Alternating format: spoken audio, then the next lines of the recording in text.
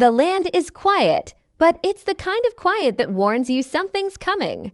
The wind moves slow, heavy with dust and secrets buried deep beneath the oil fields. In this silence, the earth hums not from nature, but from what men have done to it. This is where power is built, bought, and stolen. And as the first light of dawn cuts through the smoke, one thing becomes clear: nothing stays buried forever. The morning sun rises over the cracked Texas horizon, turning the oil rigs into long, stretching shadows across the dry land.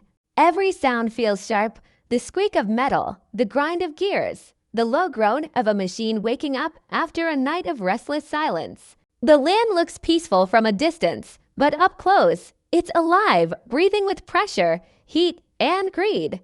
The people who work here know that better than anyone. They've seen how fast things can change. One deal gone wrong, one drop of oil spilled in the wrong hands, and everything burns.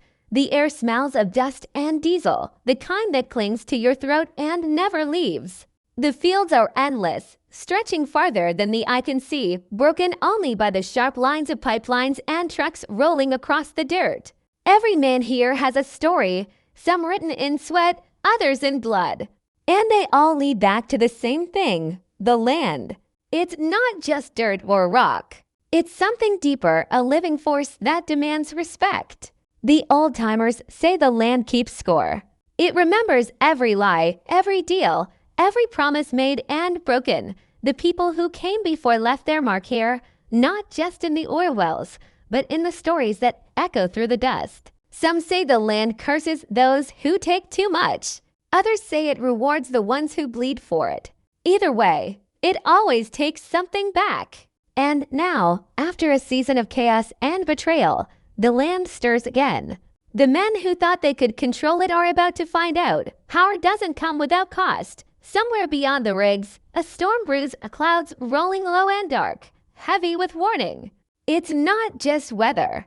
It's a sign. The kind the locals whisper about, the kind that makes even the toughest man pause. Because out here, the storm doesn't just change the sky. It changes everything. As the first drops of rain hit the cracked soil, the land groans, almost like it's waking up. And in that sound, hidden under thunder and wind, there's a promise. What's buried will rise again. The rain falls harder now, hitting the dry earth like it's trying to wash something away. But some stains never fade. The storm rolls in thick and mean, swallowing the land in gray mist and thunder. For a moment, it feels like time itself has stopped, like the world's holding its breath, waiting for something to break. Then, from the dark horizon, memories start to crawl back, sharp, painful, and heavy with unfinished business. It's been months since the last deal went wrong, months since the betrayal that turned partners into enemies. The oil boom made everyone rich, but greed made them reckless. Promises were traded like bullets, and loyalty became just another price tag. Some people built empires out here, others were buried under them. But one truth never changed: nobody walks away clean. The storm flashes, and for a split second, the sky lights up, showing the scars left behind. Broken rigs, burned trucks, shattered glass half buried in mud. It's not just wreckage. It's a graveyard of ambition. The sound of thunder blends with echoes from the past, arguments shouted across fields, engines roaring into the night, the sound of betrayal whispered under heavy rain. And through it all, one voice stands out, calm, deep, and dangerous. You think you can take what's mine? That line still burns in the memory of those who heard it. No one forgets that night. The oil fields lit up like fire pits, smoke climbing into the black sky. The land was alive that night, alive and angry. It swallowed everything, every ounce of trust and mercy, leaving only fear behind. Now, months later, the men who survived are scattered, some hiding, some planning, all waiting. The land has gone quiet again, but it's the wrong kind of quiet. Beneath the surface, something is moving, power shifting hands, old grudges being rekindled, secrets whispered between the cracks of broken pipelines. Deals are being made in shadows. New faces are showing up, chasing the same dream that's destroyed so many before them. But there's one man they still talk about, the one who walked away when everyone else fell. No one knows where he went, but his name still echoes like a warning. He was smart, cold, and patient. The kind who doesn't forget and doesn't forgive. They say he's coming back, not for money, not for oil, but for justice, his kind of justice. The kind that doesn't end with a handshake, but with fire. The rain begins to fade, leaving the ground slick and glistening under the low light. Steam rises off the black mud, hurling around the wheels of parked trucks and the boots of men who know better than to talk too loud. They look over their shoulders, sensing that the peace won't last. Out here, it never does. Somewhere in the distance, an engine starts. A slow, heavy rumble that grows louder, closer. The headlights cut through the fog, slicing across the road like knives. The storm might be passing, but a new one is coming, built not of wind and rain, but of revenge and ambition. The kind that tears everything apart and leaves nothing standing. And as the engine fades into the distance, a single question hangs in the air, one that no one wants to answer out loud. How much more can the land take before it takes back everything? The camera would linger on the empty fields, on the silence after the storm, on the land that looks peaceful again but feels dangerous, alive, watching, remembering. Because out here, in this corner of Texas where oil means power and power means survival, nothing ever truly ends. It just waits for the next reckoning. The storm has passed, but the air still trembles, thick with heat, smoke, and something unspoken. Morning comes slow, dragging itself across the fields like a wounded animal. The sun is hidden behind a sheet of pale clouds, and the world feels different now, quieter, but sharper. The rain may have stopped, yet the ground is restless, soaked in secrets that refuse to stay buried. Out here, silence doesn't mean peace. It means something's coming. By noon, the oil fields hum again, machines groaning, drills whining, men shouting over the noise. Life goes on, or at least, it tries to. The workers move like ghosts, heads down, eyes weary. They've heard the stories. They know that every rig out here is built on someone's broken promise. Every drop of oil that comes up carries the weight of a deal that went wrong, a lie told, a trust broken. The land might be rich, but it's cursed with memory. Word spreads fast, faster than the trucks rolling through the dirt roads. A new name is being whispered among the crew, a new face stepping into a world that eats people alive. No one knows much about her, only that she's not from here, and she doesn't scare easy. She walks into the oil camp like she owns it, calm but fierce, the kind of presence that silences a room without saying a word. Some say she's here to buy what's left of the field. Others say she's here to burn it all down. Her eyes skim the horizon, searching, measuring. She knows the stories too. She's heard about the man who vanished after the fire, the one they call the Landman. Some say he's dead. Others believe he's waiting for the right moment to rise from the dirt and take back everything that was stolen. Either way, she's ready. Because out here, the truth isn't written in words. It's written in scars, in the cracks of the land, in the way the wind shifts before trouble comes. As the day fades, tension grows. The men watch her from a distance, unsure, uneasy. She doesn't talk much, but when she does, her words cut deep. The land doesn't belong to anyone, she says. It just decides who gets to stay. No one argues. They know she's right.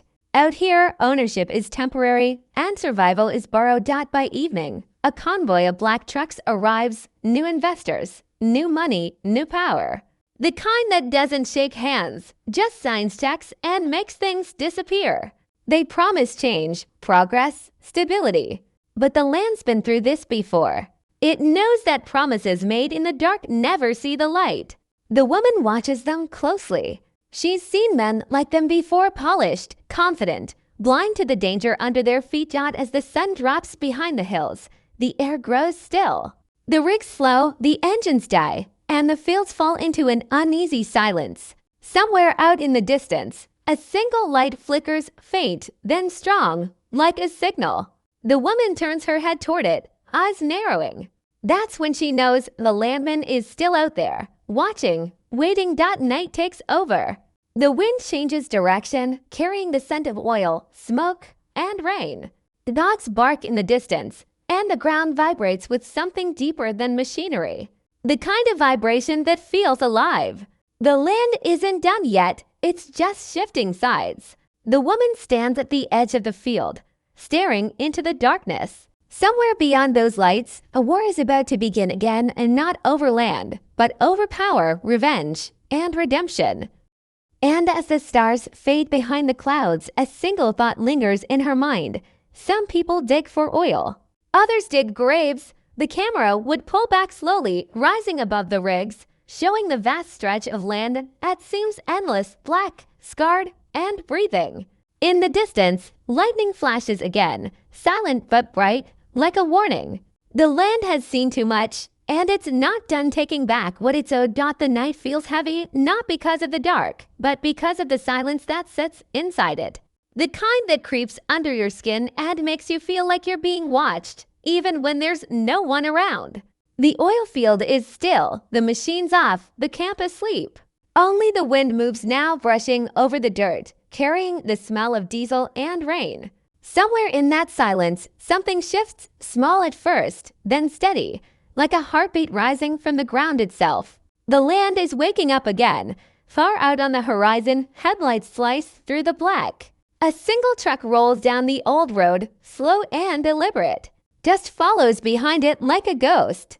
Inside, a man grips the wheel, calm, focused, like he's been driving this road his whole life. His face stays hidden in the dark, but the rhythm of his movements says enough. This isn't a stranger. This is someone who belongs here. Someone the land hasn't forgotten. The landman has come back. Every mile he drives pulls the past closer. Flashes of fire, betrayal, the weight of everything that was lost. He remembers the deals made behind closed doors, the friends who turned, the land that burned under his boots. They thought he was gone, swallowed up by the dirt like so many others. But some men don't vanish. They become part of the ground, patient, silent, waiting for the right time to rise. And that time has come. The truck stops. The door creaks open. A boot hits the mud. He steps out and stands still for a long moment, breathing in the smell of the earth after rain. The air hums deep, alive. The land recognizes him. Every scar, every loss, every drop of sweat he's ever given it. The wind shifts, carrying the sound of distant engines, the faint echo of voices, the promise of trouble. He looks toward the horizon, toward the lights where new money and old lies have gathered, and a slow, cold smile touches his lips. At the camp, the woman from before stands near the rigs, her eyes scanning the dark. She feels it too, that change in the air, that pull that says something's about to happen. The workers sense it, whispering in low voices, glancing over their shoulders. The land feels smaller tonight, tighter, like it's holding its breath. And then the first sound cuts through the quiet, the deep rumble of an engine, growing louder, closer. The headlights appear again, blinding and white. The truck rolls in, stops at the edge of the field. The woman doesn't move. The men go still. And for a long moment, nothing happens. Then he steps out, the landman, covered in dust and silence. No words, no greetings, just presence. The kind that fills the space and leaves no room for fear or doubt. He walks past the men without a glance, stops near the rigs, and kneels down. His hand presses into the dirt, feeling it, the heat, the heartbeat, the truth buried underneath. When he finally speaks, his voice is low, steady, and sharp enough to cut through steel. "You all forgot what this place is," he says. "You tried to own it. You tried to tame it. But the land doesn't belong to you." It never did. The woman steps forward, her expression unreadable. The storm wind picks up again, swirling dust around them. "And what do you think it belongs to?" she asks. He looks up, eyes hard and calm. "It belongs to whoever's willing to bleed for it." Silence again, deep, tense, electric. Then thunder cracks across the sky, shaking the ground beneath them. The rigs start to groan as the wind howls through the valley. The land answers, and it's angry. The lights flicker. The power cuts out. And in that darkness, only the sound of the storm remains and the low rumble of something much bigger than any man can control. The landman turns toward the storm, the wind whipping through his hair, rain hitting his face. Behind him, the crew scrambles. The woman holds her ground. He doesn't move, doesn't flinch, because he knows this isn't the end. This is where it all begins again. The land has been waiting for this moment, and now it's time to settle the score.